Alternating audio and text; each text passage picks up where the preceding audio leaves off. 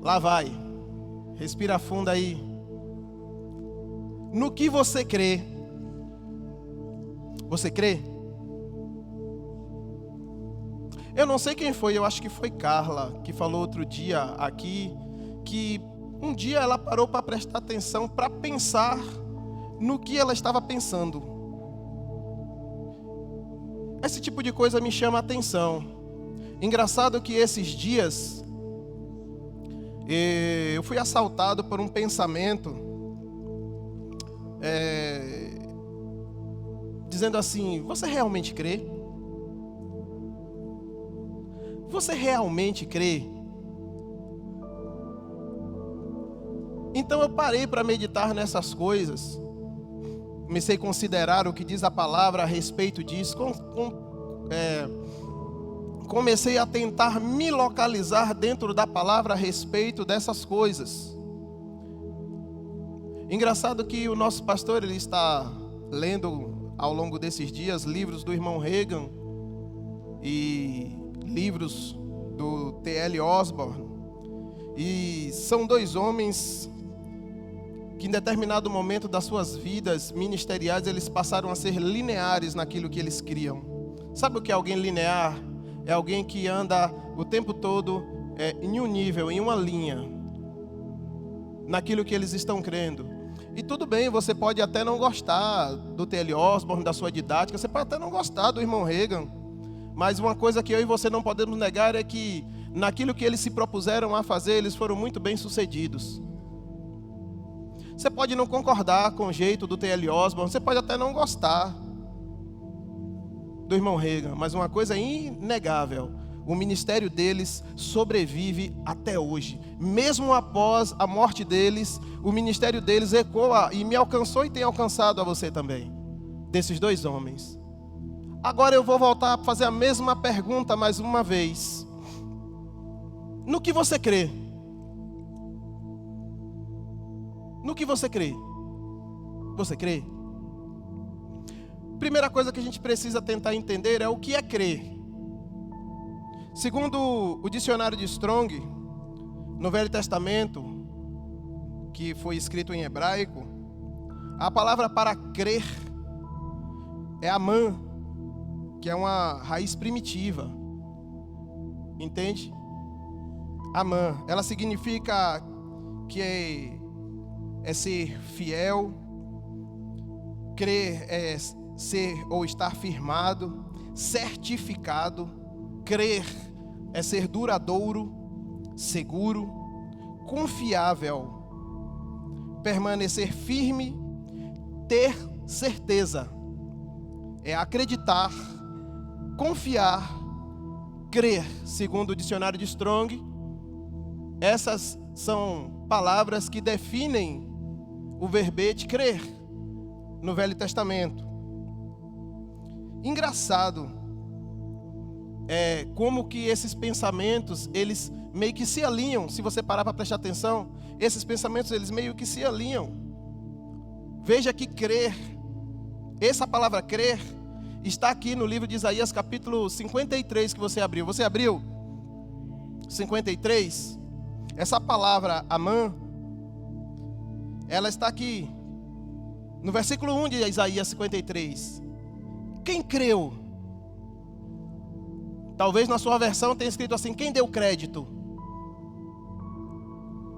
Mas a pergunta que Isaías faz é: quem deu crédito ou quem creu? Quem confiou na nossa pregação? E a quem foi revelado o braço do Senhor? Eu gosto de uma versão que diz assim: e a quem foi manifestado o braço forte? E a quem foi manifestado o braço forte do Senhor? É uma pergunta retórica. Daqui a pouco a gente vai voltar para isso. Mas essa palavra crer, ela está aqui. Quem creu na nossa pregação? E a quem se manifestou o braço forte do Senhor? No Novo Testamento, essa palavra crer, ela está no grego, no koiné, como a palavra pisteuo. Pisteuo é uma palavra que deriva de pistes, que também não é uma palavra raiz. Ela deriva de peito. Peito é uma palavra raiz.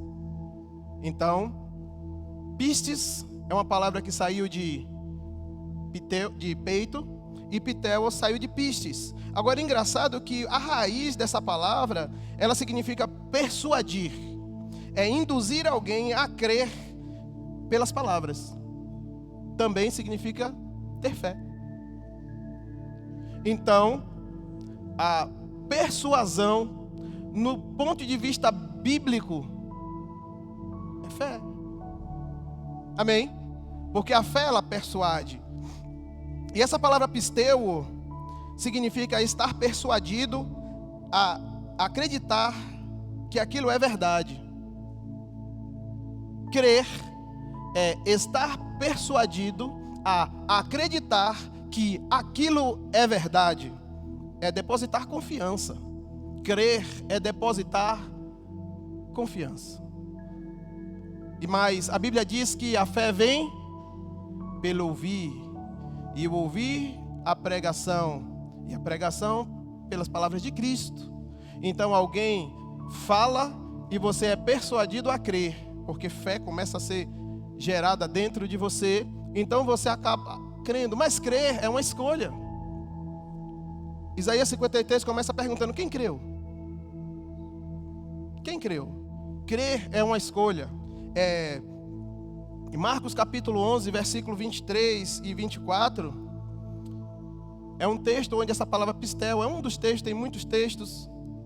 Eu não vou pedir para você abrir a Bíblia em muitos textos, mas esse é um texto clássico da palavra da fé, que Jesus disse: se alguém disser a este monte e crer que se fará aquilo que disse, assim será convosco.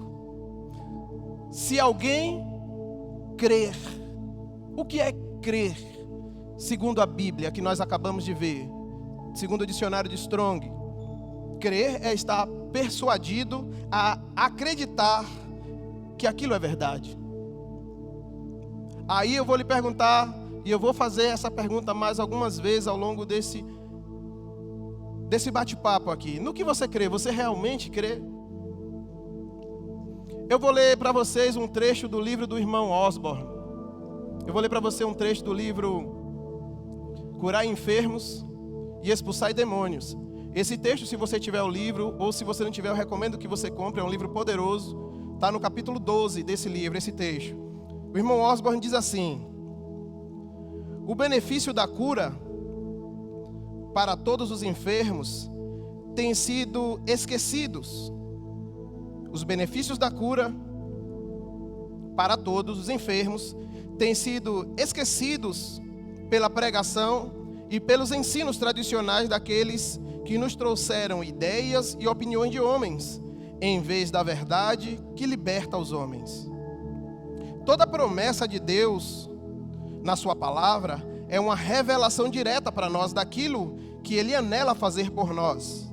Suas promessas de curar todos revelam sua vontade de curar todos. Creia na sua palavra, aceite-a como sua revelação para você.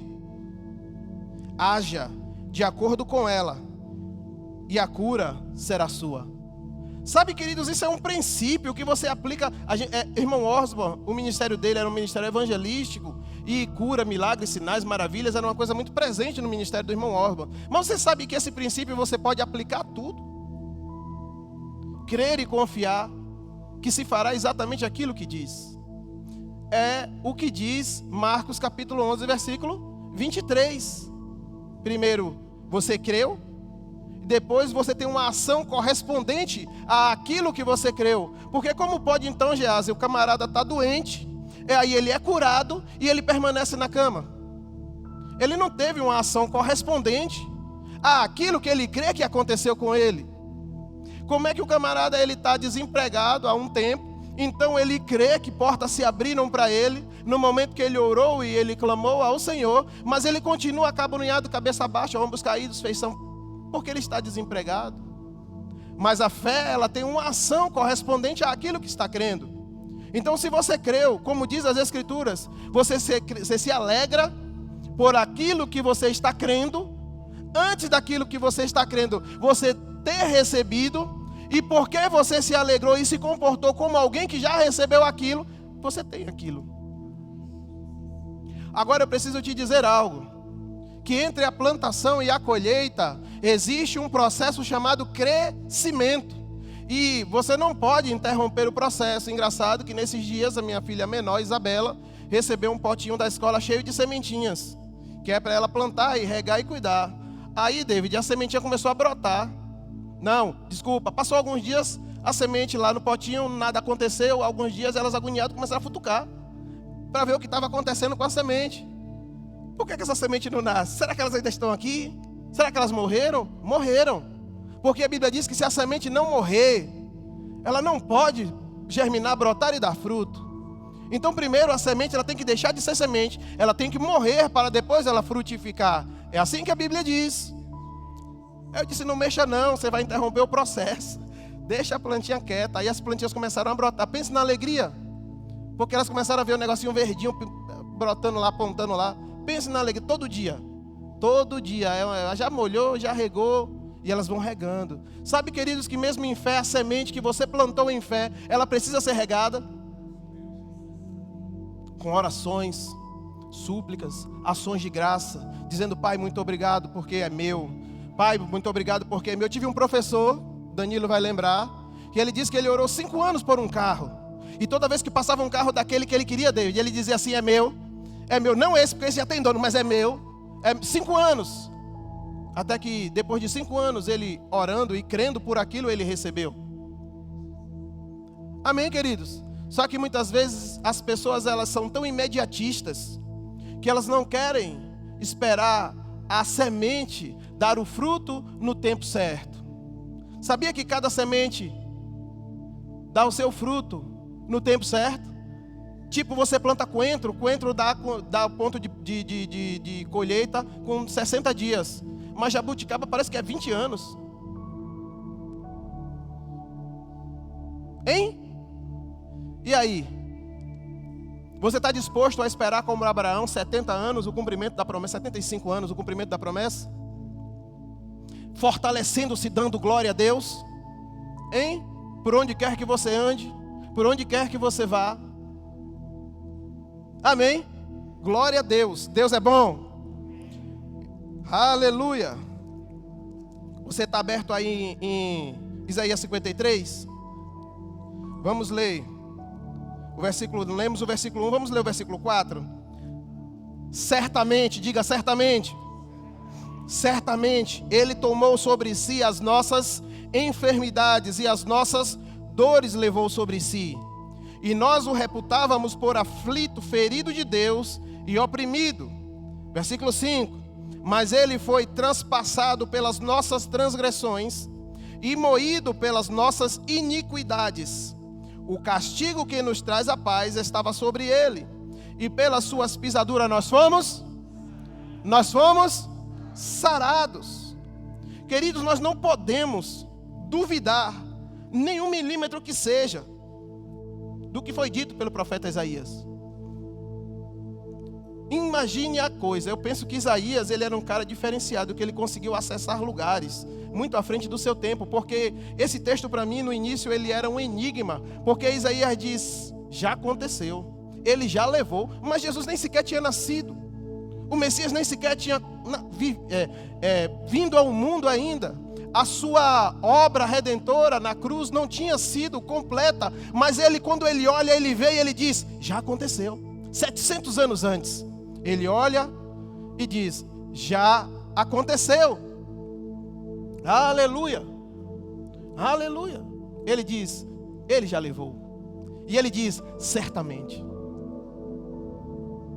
Certamente, ele já levou. Sabe que essas palavras de Isaías, ela é chancelada pelo Novo Testamento. Agora abra sua Bíblia, por favor, no livro de Mateus, capítulo 8. Versículo 16. Mateus capítulo 8. Aleluia.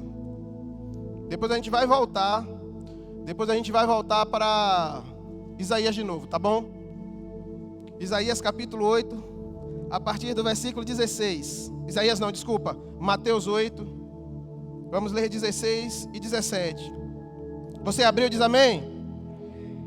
Chegada a tarde, trouxeram-lhe muitos endemoniados, e ele, meramente com a palavra, expeliu os espíritos, e ele curou uns poucos ali que estavam ali meio assim.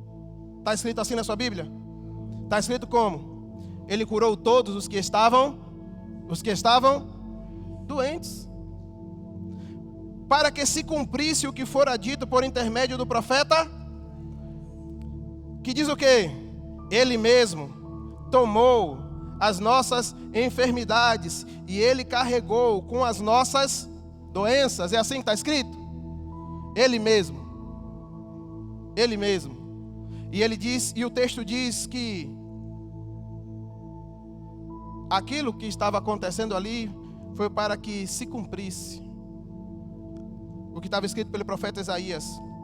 Abra sua Bíblia no livro de Marcos, capítulo 1, versículo 32. Marcos 1.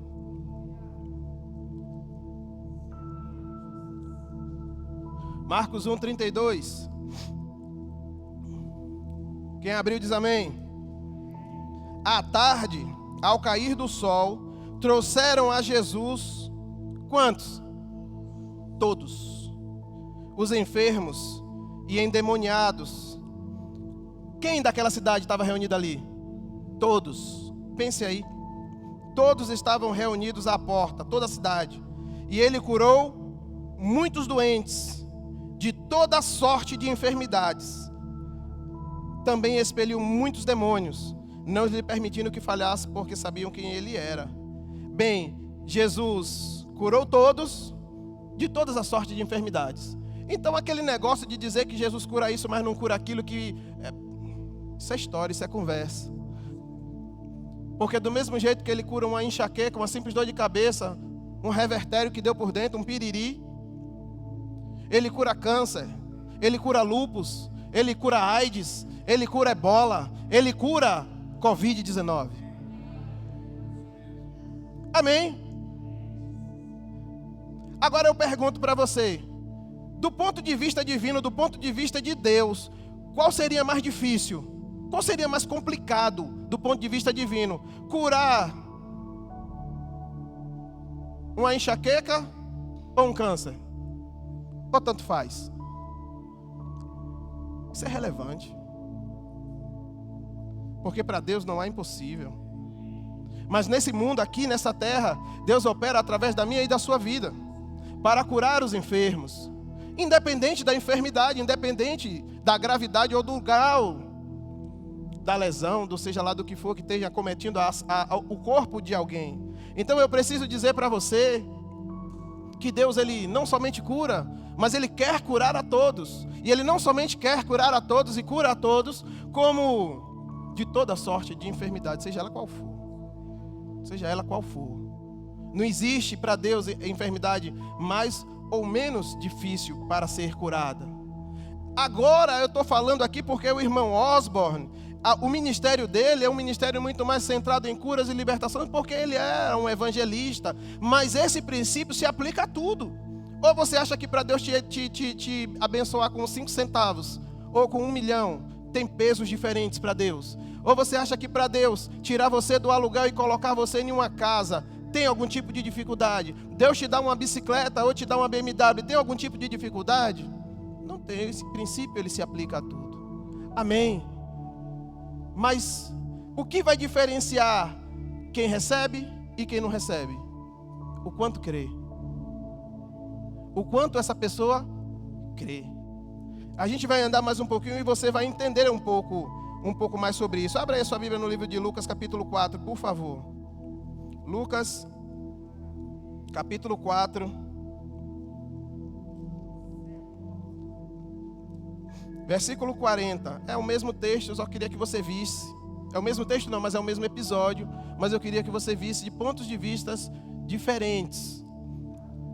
Lucas 4, 40. Ao pôr do sol, todos os que tinham enfermos de diferentes moléstias lhes traziam, e ele os curava, impondo as mãos sobre cada um. Vocês entendem que às vezes aquilo que Danilo falou aqui outro dia acaba sendo uma armadilha de Satanás para impedir o avanço da igreja.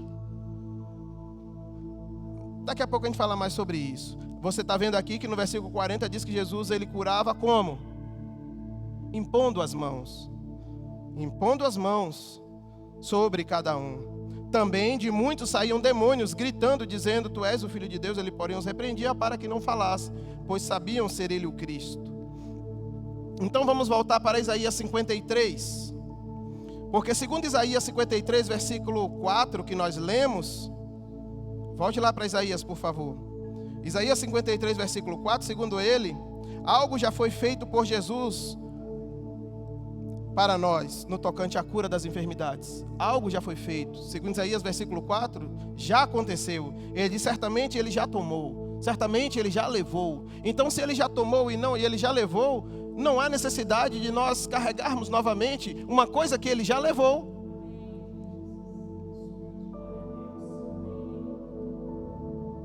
Se ele já levou, para que eu levar de novo? Se ele já levou. Amém? Agora, queridos, entenda que quando Jesus, esse é o mistério de Elisa, Jacilene. Jesus, ele nos substituiu naquela cruz. Aquela cruz era para ser minha. Não, talvez não a cruz física, mas a condenação pelo pecado. Pois o salário do pecado é a morte. Colossenses diz que Paulo diz, quando escreve aos Colossenses, no capítulo 3, se não falha a memória, que havia um escrito de dívida que era contra mim e era contra você, que nos condenava ao inferno eternamente. Mas aí alguém que é inocente, que nunca cometeu pecado, assume essa dívida e paga o preço no meu lugar, e ele morre a minha morte eterna, para que eu viva a sua vida eterna.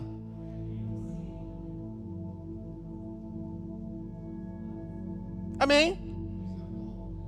E aí, eu e você podemos gozar da vida abundante prometida em João 3. Amém?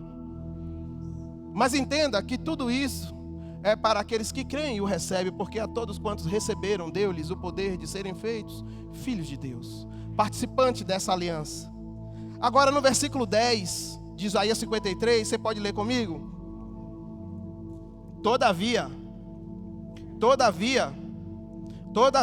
ao Senhor agradou moê-lo, fazendo-o enfermar, quando der a ele a sua alma como oferta pelo pecado.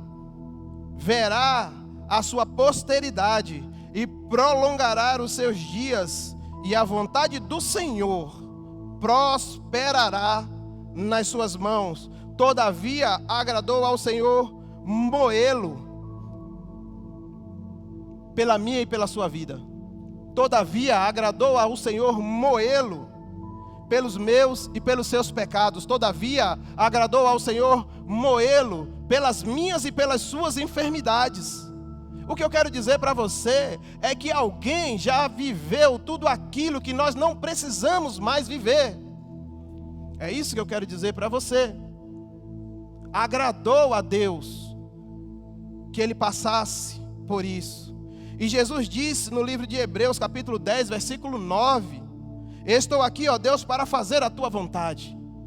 Hebreus capítulo 10, versículo 9. Jesus diz: eu estou aqui, ó Deus, para fazer a tua vontade. Então, queridos, o que concluímos com isso?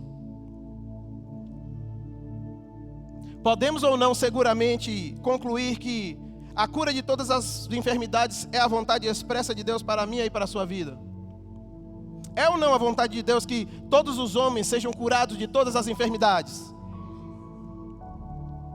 E é por nós obtidos pela fé, crendo. E o que é a fé, irmãos? Você sabe o que é a fé? Fé, segundo o irmão Osborne, é crer no que Deus diz na sua palavra a respeito de cura. A vontade de Deus já foi plenamente revelada quanto à cura dos nossos corpos. A vontade de Deus já é conhecida. Você não precisa ficar com dúvida: será que é ou não da vontade de Deus me curar? Será que é ou não? Eu preciso dizer uma coisa para você que está aqui, para você que está nos assistindo através dessa transmissão. Enfermidade nunca foi a vontade de Deus para a sua vida. E se você está padecendo de alguma enfermidade, eu preciso te dizer, não foi Deus. A culpa não é de Deus. Enfermidade alguma glorifica o nome do Senhor, e Ele não tem nada para te ensinar com essa enfermidade ou com esse problema. Amém? Mas o nome do Senhor é glorificado quando a cura se estabelece. O nome do Senhor é glorificado, é exaltado quando o poder dele se manifesta para a salvação de todo aquele que crê. E salvação, queridos, não é somente ser livre da condenação do pecado, de ir para o inferno. Salvação é você ter preservação, é você ter proteção, é você ter prosperidade e é você gozar de saúde divina nesse tempo.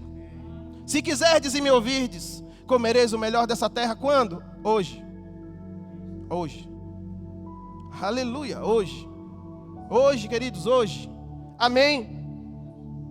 A fé caminha sobre a palavra. Aí o irmão Osborne sempre diz assim: se está escrito, é. Se está escrito, não tem o que discutir. Se está escrito, é. E o texto de Isaías é claro. Ele diz, quem creu na nossa pregação? Não foi isso que nós lemos em Isaías 53? Você está aí aberto, Isaías 53. Quem creu na nossa pregação? É uma pergunta retórica. Quem creu na nossa pregação e a quem se manifestou o braço forte do Senhor? A resposta a essa pergunta está na própria pergunta. Os universitários aqui há de concordar comigo que a maioria dos professores ensina que a resposta da pergunta está no enunciado. A maioria das vezes está. Se você entender a pergunta, você responde a pergunta e você dá a resposta certa. Lógico, para isso também você precisa estudar e saber. Senão, pode não dar muito certo isso não. Mas a resposta a essa pergunta, quem creu em nossa pregação e a quem foi manifestado o braço forte do Senhor? O braço forte do Senhor foi manifestado em quem creu. O braço forte do Senhor foi manifestado a quem creu.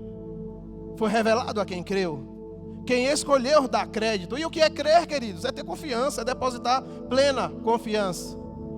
Aí Jesus ele fala assim, ó: ama o Senhor de todo teu coração, com todas as tuas forças e com todo o teu entendimento. Aí eu costumo dizer, se não esgotou as suas forças, se não esgotou o teu entendimento, e se não foi com todo o seu coração, se todo o seu coração não estiver envolvido e ocupado com isso, você ainda não chegou no nível que Jesus quer.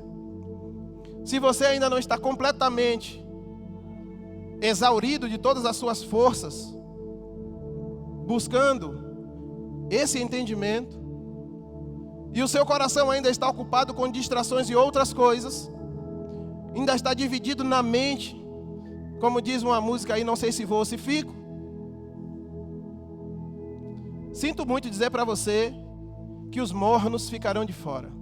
Sinto muito dizer para você que os inconstantes não pensem que receberá do Senhor coisa alguma, segundo escreveu Tiago. Sinto muito dizer para você que é preciso crer. Mas eu quero parafrasear o irmão Wigglesworth, que dizia: ouse crer. Atreva-se a crer. Mesmo contra todas as esperanças, mesmo contra todas as circunstâncias, creia. Sabe? Tem uma frase de efeito que rola por aí na internet, e eu concordo com ela, que o grande mistério da fé é continuar crendo e ficar firme, mesmo quando nada está acontecendo. Lembra que eu falei? Entre a plantação e a colheita há um processo chamado crescimento. A Bíblia diz: humilhai-vos, pois, a potente mão do Senhor, e Ele ao seu tempo, Ele ao seu tempo, Ele ao seu tempo vos exaltará. E essa humilhação que o texto fala é você simplesmente se submeter ao que a palavra diz. Se a palavra diz, queridos, entenda que o texto não está dizendo para você dizer que você é pó, que você é cinza, que você é verme, que você é trapo de imundícia. A palavra não está dizendo isso, como a Bíblia diz: humilhai-vos perante a potente mão do Senhor, e Ele a seu tempo vos exaltará. Aceite o que a palavra de Deus diz para a sua vida, seja humilde o suficiente, e aceite o que a palavra de Deus diz ao seu respeito.